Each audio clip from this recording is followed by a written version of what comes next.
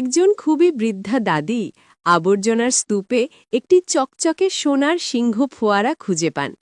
তিনি সেটি তুলে নিয়ে নিজের ঘরের দিকে হাঁটতে শুরু করেন। ঘরে এনে কাঁচা মাটির দেয়ালে সেটি বসান। ফোয়ারা চালু করতেই সেখান থেকে প্রচুর টাকা বের হতে শুরু করে। দাদি গাড়ি ভর্তি টাকা নিয়ে বের হন। গ্রামের লোকজন এত টাকা দেখে হিংসায় জ্বলে ওঠে। দাদি সেই টাকা দিয়ে একটি বিলাসবহুল বাড়ি কিনে ফেলেন। নিজের স্বপ্নের বাড়িতে গিয়ে আনন্দে নাচতে থাকেন। এরপর আবার সিংহ ফোয়ারা চালু করলে আরও এক গাড়ি টাকা বের হয়। দাদি সেই টাকা গরিবদের দান করে দেন। দুটি চোর সব কিছু দেখে দাদিকে তাড়া করে। দাদি বাড়িতে ফিরে যান।